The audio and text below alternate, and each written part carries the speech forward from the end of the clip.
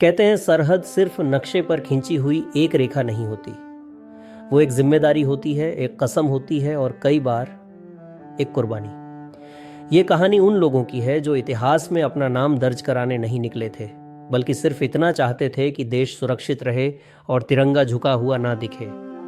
साल है 1971। भारत और पाकिस्तान के बीच हालात पहले से कहीं ज्यादा तनावपूर्ण हैं।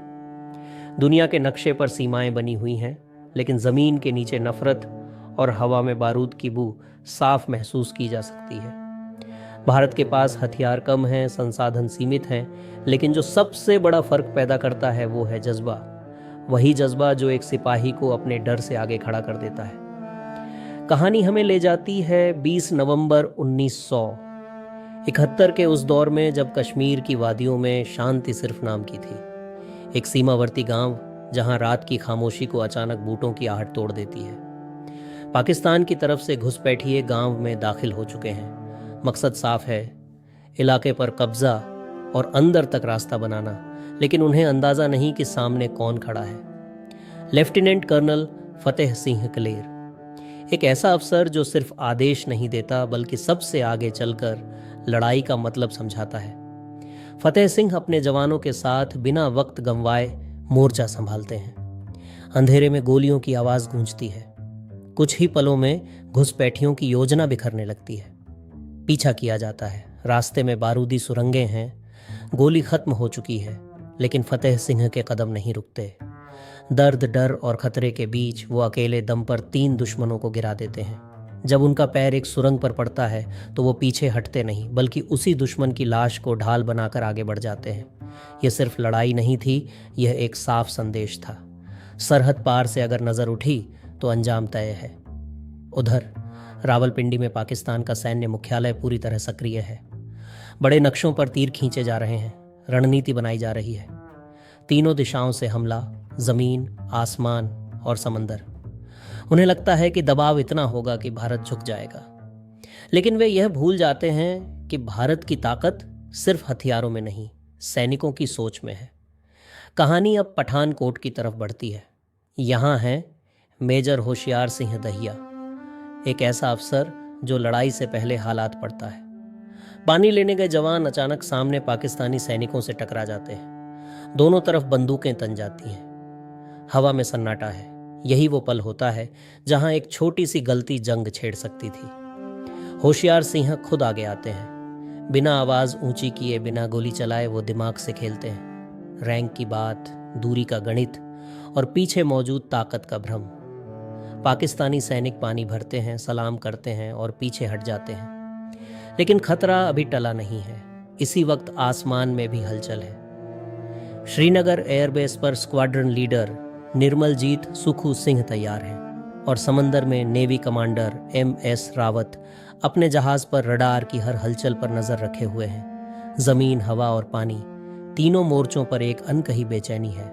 रात के सन्नाटे में होशियार सिंह अकेले बैठे हैं। उनके हाथ में एक पुरानी तस्वीर है और यहीं से कहानी पीछे लौटती है।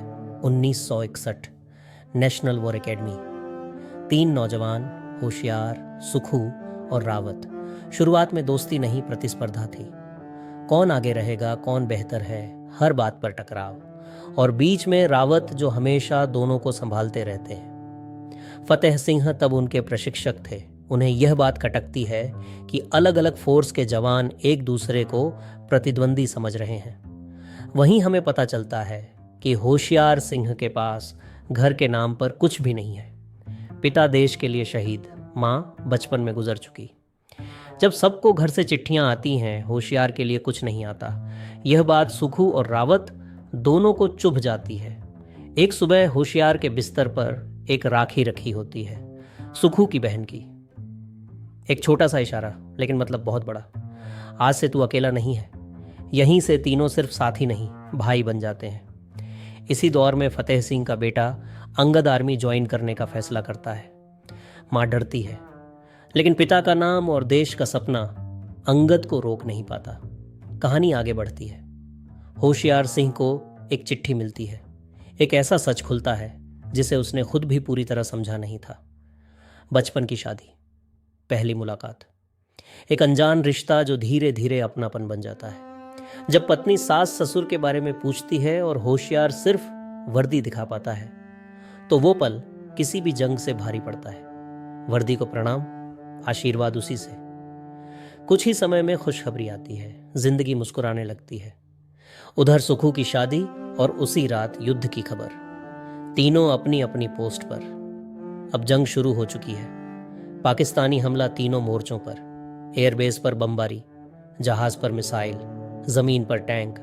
सुखू अकेले आसमान में भिड़ जाते हैं। एक के बाद एक दुश्मन गिरते हैं, लेकिन आखिरी लड़ाई में वो शहीद हो जाते हैं। समंदर में रावत घायल हालत में अपने साथियों को बचाते हैं। आखिरी ताकत से दुश्मन की सबमरीन तबाह करते हैं और वहीं देश के लिए अपनी सांसें छोड़ देते हैं। इन खबरों के बीच होशियार सिंह मोर्चा संभालते हैं। जरपाल में भयंकर लड़ाई, कम लोग ज्यादा दुश्मन, हर कदम मौत के करीब। और तभी फतेह सिंह अपनी टुकड़ी के साथ पहुंचते हैं। अंतिम टकराव, टैंक के सामने एक आदमी, हाथ में ग्रेनेड, आंखों में अपने बेटे की याद। एक एक कर दुश्मन ढेर, आखिरकार जीत।